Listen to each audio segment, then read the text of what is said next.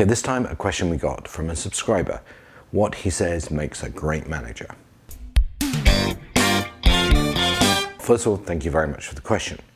Now, my simplistic answer might be if you follow everything that the 3-Minute Mentor talks about, you're going to be a great manager. But realistically, I think there are 3 things to focus on to be a great manager. Number 1, aim to be a great manager. Make it your objective. Now, getting promotion to a manager is great, and it's probably something you've worked for. But being a manager is not a thank you for good work. It's a privilege, and it's a privilege for 2 key reasons. 1, you're getting to manage people, and that should be viewed as an honor, not a right. And secondly, because your company's actually investing in you, and that's something really valuable.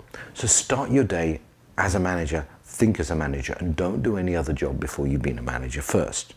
You also need to know what your people's needs are, and more importantly, you need to know what's important to them. For instance, family always comes first, and often it takes some time for new managers to learn that family is more important to their people than getting the job done. You know, you often think about yourself and your position, but how often do you think about them and their position and what's important to them?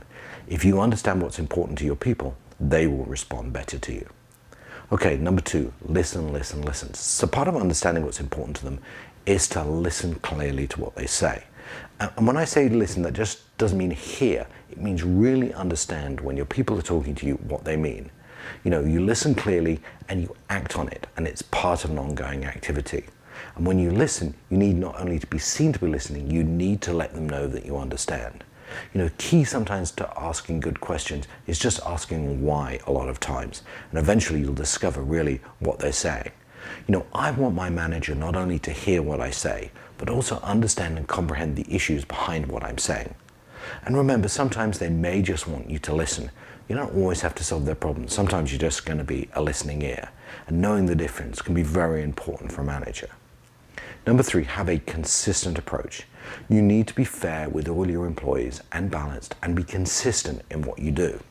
Now, I typically do this by telling everyone I'm going to focus on 3 things. I tell them I'm going to try and make them think more broadly.